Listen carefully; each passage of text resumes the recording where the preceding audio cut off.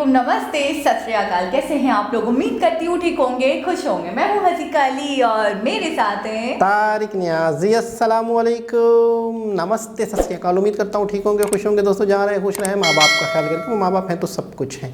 Channel को subscribe, video को like, दूसरों के साथ शेयर और बेल आइकन को तो जरूर प्रेस करें ताकि आने वाली हर वीडियो का नोटिफिकेशन आपको टाइम टू टाइम मिलता रहे। तो आज की हमारी वीडियो है बहुत ही इंटरेस्टिंग। स्टार्ट करते हैं अपनी वीडियो को। Let's start. Okay guys, video का टाइटल है China defence ISRO Oppo agreement with India. से स्टार्ट करते हैं वीडियो को।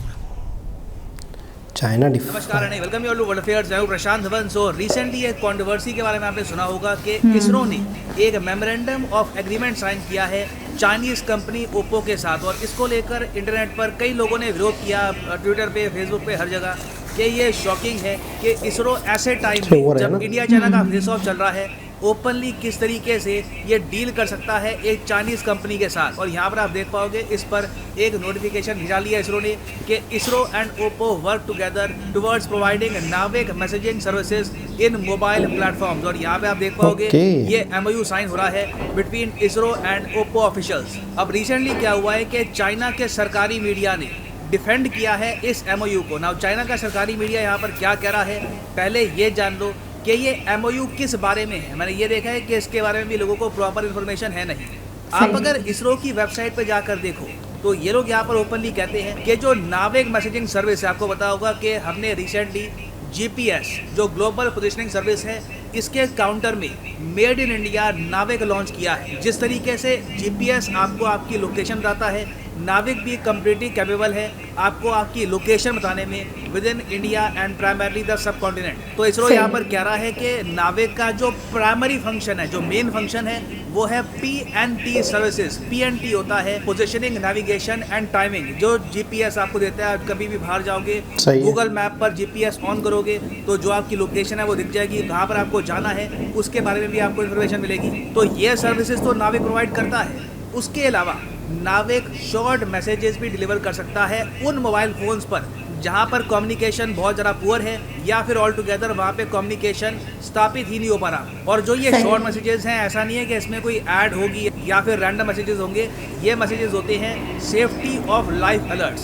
सिंपल भाषा में ये समझ लो कि मान लो कुछ मछुआरे हैं, ये लोग फिशिंग कर रहे हैं यहाँ पर अरेबियन सी के आसपास, इंडियन ओशन में कहीं पे फिशिंग कर रहे हैं।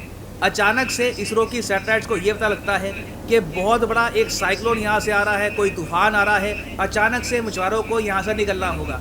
अब मछुआरे जिस लोकेशन पर है वहाँ पे मोबाइल का सिग्नल आ नहीं रहा, तो इसरो क्या कर सकता है कि सेफ्टी ऑफ लाइफ अलर्ट भेज सकता है सीधा उनके मोबाइल फोन पे, जहाँ पर लिखा आ जाएगा storm coming, head back toward safety. और इस तरीके से कई मछुआरों की जान हम बचा सकते हैं। यहाँ पे आप देख पाओगे, इस पे आर्टिकल भी है कुछ साल पुराना कि NavIC to guide fishing boats in Indian state of Kerala. तो ये बस एक एग्जाम्पल है सेफ्टी ऑफ लाइफ अलर्ट्स का।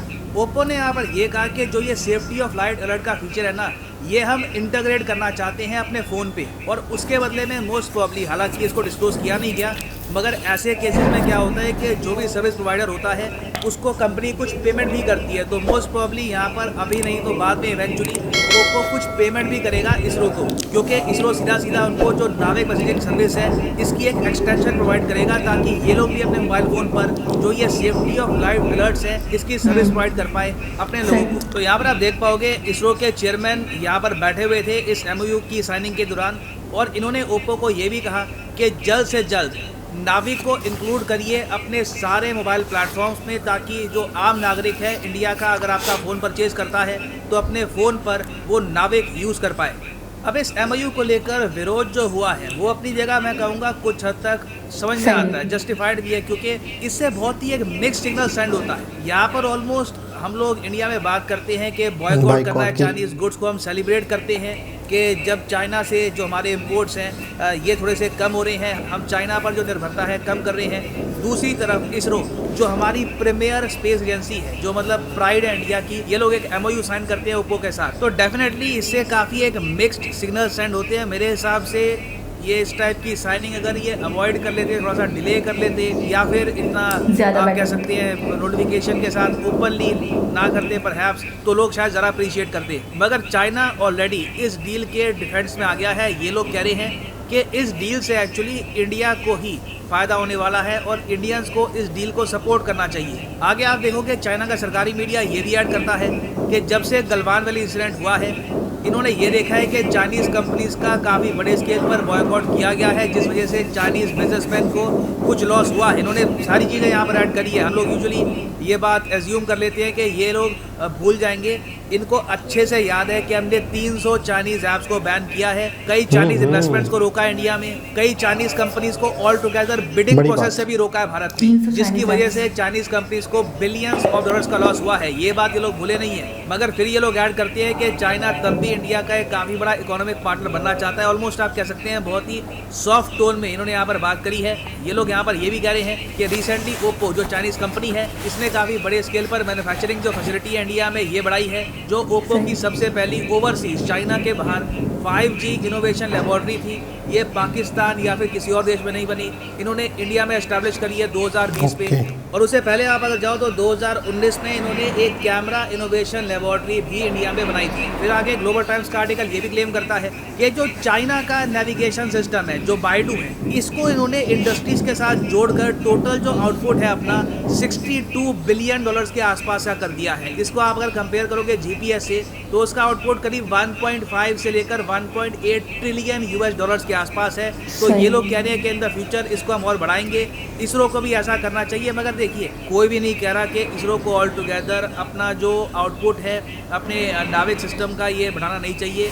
घूम फिर के देखिए, लोगों की आपत्ति इसी बात को लेकर है कि अभी इतनी जल्दी जब गलवान वैली का इंसिडेंट हुआ है, बॉर्डर स्टैंड ऑफ अभी भी कायम है, तब उस वक्त ऐसा एग्रीमेंट करने की आवश्यकता क्या थी। और इसको लेकर कहीं ना कहीं गवर्नमेंट को सोचना होगा इन द फ्यूचर कि पब्लिक परसेप्शन भी मैटर करता है, पब्लिक सेंटिमेंट भी यहाँ पर मैटर करता है। आप अगर बाकी कंट्रीज में देखो तो जहाँ पर एंटी चाइना सेंटिमेंट है तो गवर्नमेंट उसको फॉलो भी करती है। फॉर एग्जाम्पल रिसेंटली जापान ने ऑल टुगेदर चाइना के ओलंपिक्स बॉयकॉट करी दिए डिप्लोमेटिकली, इवन दो जो चाइना के ऑनवॉय हैं टू जापान ये अर्ज कर रहे हैं आज के समय जापान की गवर्नमेंट को, जापान की सरकार को कि प्लीज़ डिप्लोमेटिक बॉयकॉट मत करो चाइनीज़ ओलंपिक्स का। मगर यहाँ पे जापान के जो पूर्व प्राइम मिनिस्टर है शिंजो आबे, इन्होंने ये कहा, मगर यहाँ पे जापान के जो पूर्व प्राइम मिनिस्टर है शिंजो आबे, इन्होंने ये कहा कि जो विल ऑफ पीपल है उसके बारे में हमको सोचना होगा कि लोग बेसिकली ग्राउंड लेवल पर क्या चाहते हैं। और सिंस चाइना के एग्रेशन को लेकर एक नेगेटिव पब्लिक सेंटिमेंट है तो अभी के लिए बॉयकॉट करना यहाँ पर ठीक होगा ये विंटर ओलंपिक्स। तो यहाँ पर मैं जानना चाहूँगा आपका ओपिनियन, प्लीज़ शेयर करिएगा अपना opinion in the comment section below कि क्या आप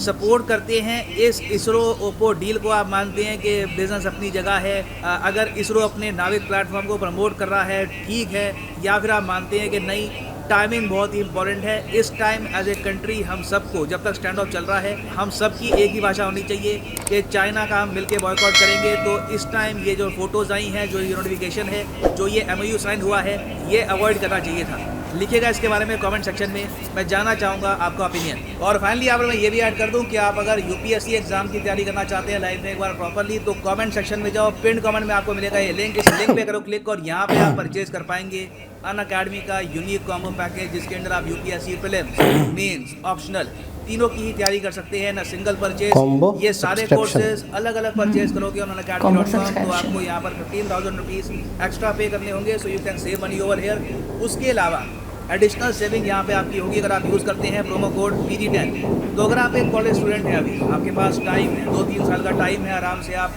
कुछ समय रुक कर एक प्रॉपर अटेम्प्ट देना चाहते हैं UPSC का, तो 24 महीने 26 महीने का जो कोर्स है ये भी आप कर सकते हैं purchase. Simply use the code PG10 and save your hard earned money. So इसी नोट के साथ ये है वीडियो का। Thank you for listening and as always God bless you all.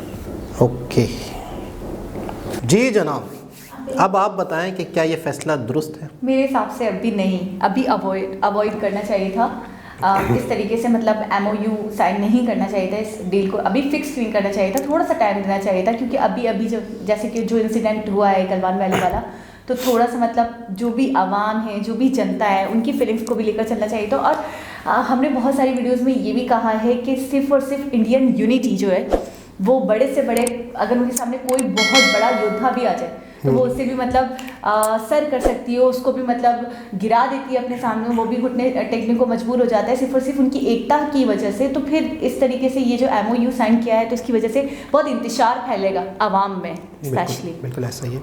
अच्छा, मैं समझता हूँ कि आवाम एक साथ मिलके एक चीज़ का बाइकआउट कर रही है, बाइकआउट कर रही है, और उसी कंट्री की गवर्नमेंट जो है अगर इस तरह से स्टैंड लेती या है, फिर गवर्नमेंट के साथ साथ एक ऐसा इदारा जो प्राइड है उनका, समझो ठीक है, गवर्नमेंट ही है, हाँ, उसको मैं गवर्नमेंट ही कहूँगा। हाँ सही। अगर वो इस तरह के स्टैंड लेती है तो इससे हम ये कहेंगे कि आवाम क्या सोचेगी, मतलब वो ये सोचने पे मजबूर नहीं हो जाएगी कि हम इतने बड़े बड़े स्टैंड ले रहे हैं, हम अच्छा आपको पता है, मैं एक बात बताऊँ, मैं आपको एक बात बताऊँ, बाइकआउट पे थोड़ा सा आते हैं कि बाइकआउट करने का मतलब क्या होता है पता है, कि अगर चाइना की चीज़ सस्ती भी मिल रही है ना तो हमें चाहिए, तो उन्होंने पता है क्या किया था, उन्होंने चाइना की चीज़ों का बाइकआउट करके अपनी चीज़ें बेशक थोड़ी सी महंगी क्यों ना मिल रही हो, उनको प्रायोरिटी, लेकिन ये सोच के कि इस चीज़ को ख़रीदने से हमारे अपने कंट्री को फ़ायदा होगा, हमारे अपने लोगों के हाथों की बनी हुई चीज़ें हैं, और सबसे अच्छी चीज़ है कि छोटा मोटा बाइकआउट नहीं था, बड़ा 300 ऐप, चाइनीज़ 300 ऐप अलग,